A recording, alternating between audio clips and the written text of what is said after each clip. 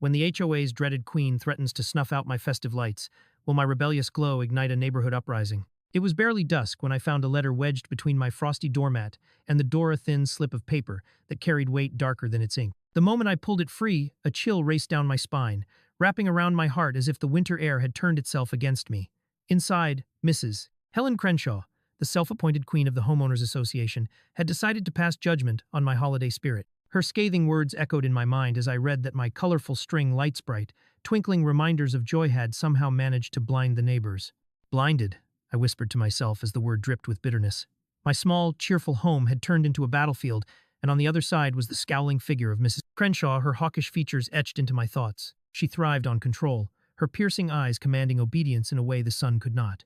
To her, my exuberance for holiday cheer was an act of rebellion. I was not just a neighbor. I was her new enemy in a war she had fought many times before, each skirmish a power play played to an audience of one herself. I paced the living room, outrage igniting my spirit. Feet tapping softly on the cold wooden floor, I could hear the echoes of laughter from my children filtering through my mind. "Mom, can we put up more lights?" they would ask, their wide-eyed excitement contagious. I could picture them dashing through the yard, hanging the bright ornaments under the darkening sky like little warriors ready for battle. This year, I had gone all out, decorating our home with enough festive splendor to make Santa himself take notice. But now, here was Mrs. Crenshaw, daring to squash our holiday joy like an unwelcome bug. She'd pointed to anonymous complaints from neighbors, those who had never voiced a single word of dissatisfaction before. The thought of them whispering behind my back made my skin crawl. Surely they could see how trivial and ridiculous it was to complain about something as innocent as light. But Mrs. Crenshaw's shadow loomed large, snuffing out any glimmer of thought that suggested my displays were anything but blindingly monstrous. I would no longer cower under her rule. Not this year. No, this year I would make sure every house on the block lit up like a beacon of rebellion. With determination igniting within me, I turned to the window, surveying the darkening street. Rows of conservative homes, their curtains drawn, stood silent, and menacing hosts of disapproval lurking behind each pane. The faint glow from my lights seemed almost out of place within their muted ranks. But that was about to change. I took a deep breath, envisioning a neighborhood ablaze with festive cheer, not suffocated by it. I could already hear the laughter, the excitement, the crackle of electricity buzzing under the weight of holiday joy. The plan began to unfurl before me, each idea brighter than the last. I imagined each family joining in to outshine each other, transforming our block into a holiday wonderland. I'd post joyful invites, urging neighbors to contribute to my vision of vibrancy, and in doing so, I'd create a small rebellion against Mrs. Crenshaw's tyrannical hold. I envisioned the glow of red and green dancing off their windows, mirroring the smiles of children and grown-ups alike. In the days that followed, I buzzed with excitement. The more I spoke about the holiday lights at the local coffee shop or the grocery store, the more I sensed a fleeting embers of support from those around me. A neighbor who had barely muttered a word in previous years now looked at me differently. I saw alliances forming, backyards teeming with decorations, as twinkling ideas sparked to life. I could almost taste the ironclad resolve sweetened with that joyous expectation. We were ready to shine like never before. As I arranged for the light installation, each hammering nail and every coil of wire became a means to reclaim my holiday spirit. I poured my heart and soul into the endeavor, hands blistering but happy, laughter resonating from my children like a melodic soundtrack to the fight. The very essence of Mrs. Crenshaw's compliance had been shattered, and in its place, a wave of joyous rebellion swept over the neighborhood. Finally, the big night arrived, the night I would shine brighter than even Mrs. Crenshaw's cold veneer. As the sun dipped behind the houses, darkness enveloped us like a blanket waiting to be unraveled. I took a step back from our yard, looking at my handiwork, the displays so bright they could practically outshine the stars. A satisfied smile crept onto my lips as the vision of a united neighborhood filled my mind, one ready to bask in the glory of light, laughter, and a shared sense of holiday spirit. I knew Mrs. Crenshaw would be watching, her eyes ghostly in their vigilance, but this was my chance. This was the dawn of a new community. It was time to light up the block. As I considered my options, I learned more about Mrs. Crenshaw's reign the iron fist behind the seemingly tranquil facade of our community. I ducked into my neighbor Nick's house across the street, desperate for insight into the elusive woman who had declared war on my holiday spirit. As I stepped inside, the warm glow of his living room enveloped me, promising a brief reprieve from my escalating anxiety. Nick handed me a steaming mug of cocoa, and as the rich aroma wafted through the air, he leaned in closer, his voice barely above a whisper. "You have no idea what you're up against," he cautioned, eyes darting nervously toward his front window.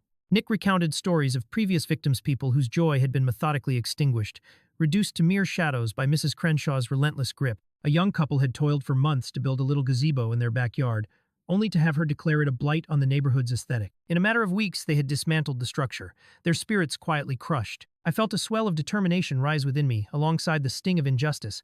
How could one woman have such power over all of us? Inspired by those tales, my heart fluttered with a mix of fear and defiance. Perhaps if the stories of her oppression were true, then perhaps mine too could carve out a new narrative. As the sun dipped below the horizon, painting the sky with hues of violet and burnt orange, I made my way back home. I would not just hang lights. I would illuminate the entire block in a vibrant show of defiance against her bitter control. Dashing inside, I rifled through bins in the attic, pulling down every string of colored lights I could find. For a moment, I allowed myself to envision our street transforming from a somber corridor of conforming homes into a dazzling display of rebellion. Each light would serve not just as decoration, but as a direct challenge to Mrs. Crenshaw's pompous authority. For the rest of the week, I poured every ounce of energy into stringing up lights. I hung the colorful strands around my porch, wrapped them around trees, and draped them over my fence, each bulb a testament to my determination. My children, caught up in the contagious excitement, laughed and squealed with glee as they assisted me, their small hands diligently placing ornaments and decorations throughout the yard. Each night felt exhilarating,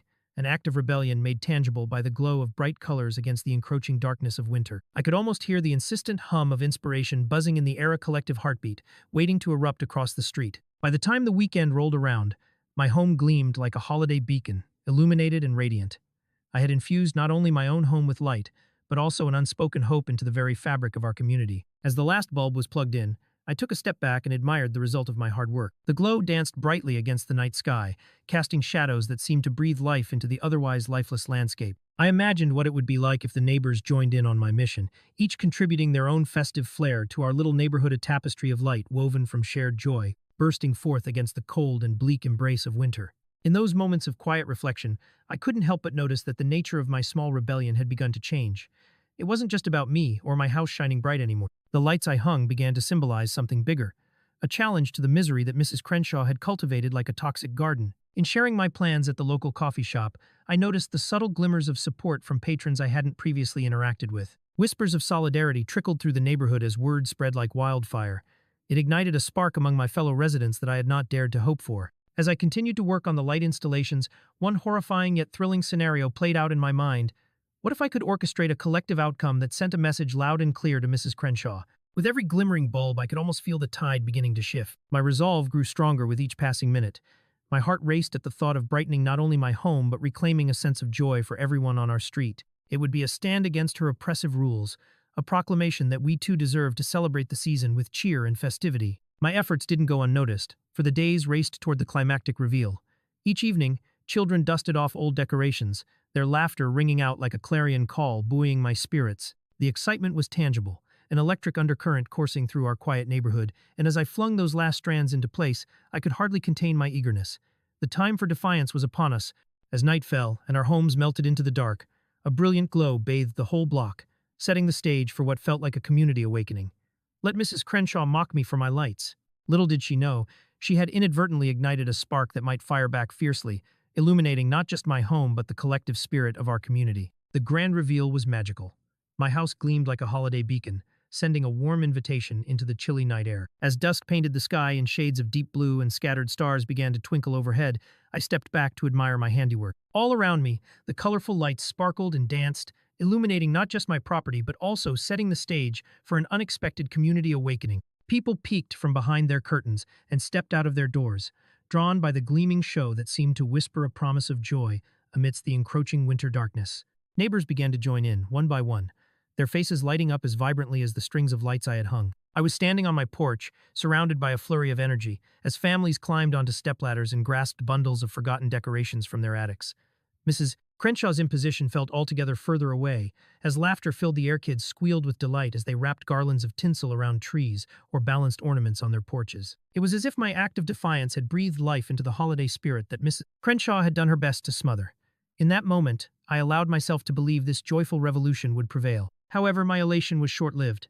Just as the last twinkling bulb clicked on, a storm brewed on the horizon, with a very familiar face. Mrs. Crenshaw stormed across the street, her usually hawkish features twisted into a mask of unfurling rage.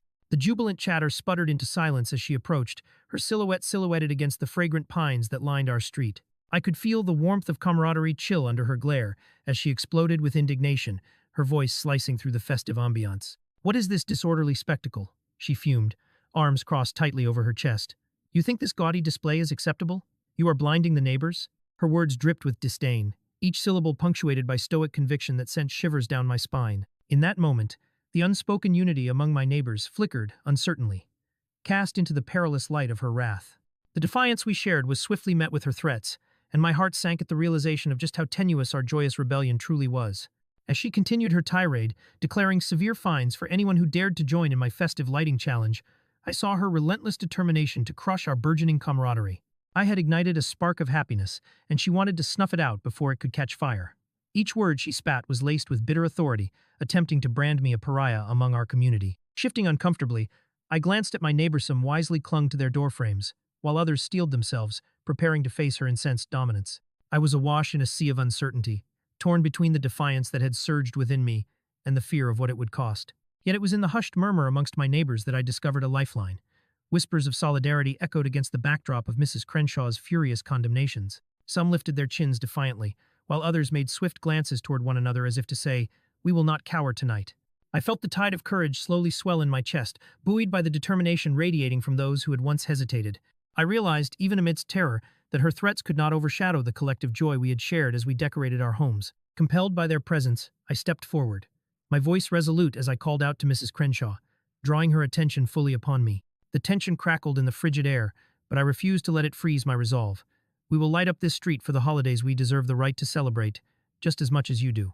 My statement rang with conviction louder than thunder. It felt surprisingly liberating to stand before her in defiance of her bitter control, whether she liked it or not. Life's greatest rewards often blossomed in the face of adversity, and I refused to allow one woman's intimidation to extinguish the warmth we had kindled together. As I returned my gaze to my neighbors, I found a sense of unity swelling between us. Their reluctant smiles and fierce determination spoke volumes as they began to rally behind me. Energies intermingled like the lights twinkling above us, creating a collective light that could shatter the darkness of her threats. Together, we were a cohort of resolution, ready to reclaim our neighborhood spirit amid the chill of winter. Surely, with enough heart, we could create a wave powerful enough to counter the commands of one bitter HOA member. Together, we would fight back. With our spirits ignited, we faced a choice.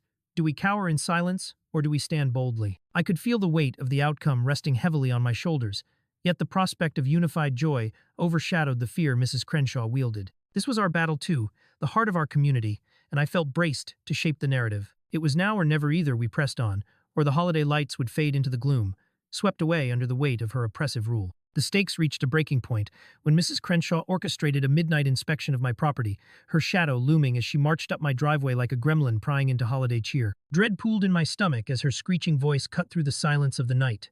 Ignoring the chill of the December air, I planted myself inside, watching the scene unfold through the frosted window panes. She was armed with an official notice, backed by her loyal HOA minions, all clad in somber expressions that hinted at a unified malevolence against my cheerful display. Their presence felt like the cold breath of winter, a creeping dread that began to curl around my heart as she pointed accusingly at the bright lights decorating my home, claiming them a blight on the neighborhood amidst her humdrum of order and conformity. My heart sank as Mrs. Crenshaw's shrill proclamations rang through the night. She demanded that I dismantle the entire display, asserting that it blinded the feeble-eyed neighbors who apparently had complained to her, not named, of course, about the festival of lights I had brought to life. Each complaint felt like a dagger to my hope, and the promise of magic that had blossomed across the block began to wither. I stood frozen in my living room, surrounded by glowing bulbs that sparkled like stars against the inky darkness, but the warmth they had provided seemed to dissipate under the powerful glare of her commanding presence. The most surreal part was watching her fire up the entourage of neighborhood enforcers, other HOA members, with equally stern faces. It felt as if they had stepped right out of a dystopian novel. Their obedient nods and fervent frowns reinforced her cruel intentions, culminating in an official notice that demanded all decorations be removed within 24 hours or face devastating fines. The words bled across the page, becoming a sort of monstrous mantra: remove or suffer. Deep despair swirled in me like a winter storm, stealing the breath from my chest as I imagined a darkened house, devoid of the cheer I had worked so hard to create, as her iron grip seemed unbreakable. As I sat there, swallowed by the oppressive silence of my home, the once vibrant colors blinked helplessly in the surrounding darkness. This was my sanctuary, my celebration, twisted now into a battleground for control and dominance. I could almost hear the flickering of the lights, echoing my sadness in a ghostly tune that shattered the joy we had just built. The cold solitude enveloped me. Here I was, a beacon of defiance, now feeling like a foolish moth drawn too close to the flame. Every memory of laughter and camaraderie that had filled the streets felt stripped away, as if the very joy we had shared had evaporated at the sight of her bitter authority. But amidst the despair, a glimmer of defiance ignited fiercely within me. I remembered the faces of my neighbors beaming with joy, how they had rallied to share decorations, and how our little community had thrived under that starlit unity. The lights twinkling outside became a mirror of what we had accomplished together, and I couldn't bear to let Mrs. Crenshaw extinguish that glow. I felt my spirit stirring, clawing its way back to the surface, urging me not to submit to madness without a fight. These were our traditions, our memories, and I would not let one woman's obsession for power snuff out the unity we had cultivated so tensely during those joyous weeks. The realization rushed through me. I could marshal the very community that had found a spark of hope beside me. I imagined the faces of my neighbors lighting up as I declared war against Mrs. Crenshaw's ultimatum, bringing all of us together under the lights once more. What was life without a little rebellion? As years melted together under the weight of her oppressive rule, the question of whether we had let her rules dictate our form of celebration lingered in the air. I knew the struggle would be an uphill climb, but I would strive to rally the troops, to craft an army of holiday cheer, ready to stand tall against her hardened grip. With resolve building in my chest, I hurried to my phone, letting the anticipation of planning swirl about me like swirling snowflakes. It was time to organize a neighborhood meeting and assembly of festive minds where we could come together to confront Mrs. Crenshaw head-on. We'd gather support, create a wave of solidarity that might wash away her accusations, and perhaps even forge a path toward festive freedom amid the chill of winter darkness. I envisioned a gathering illuminated not just by the lights we had strung up, but by the incandescent spirit of independence that would radiate from each heart present. Tomorrow would no longer be soaked in fear. Instead, it would be fueled by courage and a shared resilience. I felt a rush of adrenaline. I would not watch the light of hope flicker out, nor would I see the laughter of my neighbors silenced. As I sank back onto the couch, glancing at the myriad of glowing bulbs, a fire ignited within me, illuminating my thoughts with purpose. I would fight for every bright hope we lit up, every joyous memory we created, and if this night marked the threshold of battle, then so be it. The HOA would face the full force of our joy, and together we would reclaim the warmth of the season. It was twilight when our neighborhood gathered outside the community center, each resident buzzing with a mixture of apprehension and defiance. The air crackled with the excitement of impending confrontation, and I felt the warmth of solidarity enveloping us like a cozy blanket against the winter chill. Armed with petitions signed by every resident against the stifling rule of Mrs. Crenshaw and her HOA cronies, we summoned every ounce of courage. Tonight, we planned to confront the very embodiment of holiday joylessness and reclaim our right to celebrate. As I looked around, the faces of my neighbors were illuminated, not by the glimmer of holiday lights, but by a shared determination that glowed brighter than anything that hung on our rooftops. We stood united, each person a flickering flame against the cold darkness that encompassed us. Murmurs of support rippled through the crowd as I took my place at the podium. With shaking hands, I stepped up, feeling the weight of everyone's hopes settle on my shoulders like a mantle. This was it. This was our moment to be heard. Mrs. Crenshaw glided into the room, her hawkish features cutting through the crowd, a snarl dulled by arrogance. She wasted no time launching into her scripted tirade about order and conformity, demanding that we respect the standards she imposed on our community. My heart raced as she laid her claims before us, her icy eyes scanning the room for dissent, yet I sensed a shift. Instead of quiet submission, murmurs of dissent began to swell, a gentle tide at first, but quickly building into a crescendo of voices. "Enough is enough," I called out, emboldened by the collective spirit surrounding me. The crowd erupted in agreement, voices rising to a fever pitch as we rallied together. We demanded a vote to revoke her HOA powers over our holiday decorations, reclaiming our rights to festivity and cheer. Fueled by laughter, joy, and the shared warmth of connection, we drew closer together, forming a barrier against her tyrannical demeanor. It felt exhilarating, each cheer uplifting my spirit further as the sound echoed off the walls. Mrs. Crenshaw recoiled as we stood firm, her commanding presence beginning to falter under the pressure of our unity. The confidence that had radiated from her moments before began to crumble, revealing the isolated figure she truly was, a woman who could rule only when we allowed her to. She huffed and puffed like an ominous winter storm, attempting to regain control. Yet it was our collective joy that now filled the air. We filled that space with the promise of community, laughter, and warmth, leaving her grasping at the shreds of authority she had wielded for too long. The room was electric as we voted, the pulse of hope racing through every single soul present. The results were undeniable. The tide had turned. Our community had chosen festivity over fear, joy over judgment, and we then took pride in our decision to reclaim what was rightfully ours. A cheer erupted, contagious, blooming from heart to heart, as Mrs. Crenshaw's face turned a sheen of stark contrast against her usually resolute facade, crumbling like wet paper under our collective voice. As we left the community center, laughter bubbled to the surface, filling the winter night with endless echoes of jubilation. We had triumphed not just over Mrs. Crenshaw and her heavy-handed HOA demands, but over the fear that had lurked within us for so long. I felt a weight lift as I looked up at the stars twinkling overhead, mimicking the lights that soon would adorn our homes once more. We had ignited a spirit of community that no oversized flashlights or harsh regulations could extinguish. In that moment, I understood the essence of what truly binds us together. It goes beyond any light display or any holiday tradition. It is the love, respect, and camaraderie we share as a neighborhood. As we joined our hands together, preparing to decorate each home in a bright, unified display of celebration, I felt a surge of hope. The spirit of unity had outshone all, a beacon of resilience that would never dim. What started as a battle to preserve our holiday cheer transformed into a rekindling of our community, blooming into something even more beautiful than I could have ever imagined. United by truth and festivity, together we lit up not only our block, but also our hearts radiating warmth that frail figures of authority like Mrs. Crenshaw could not extinguish. And as I watched each neighbor stringing lights with joy, I realized this was not just about defeating her, it was about celebrating the very essence of who we were as a community, together in all our brilliance.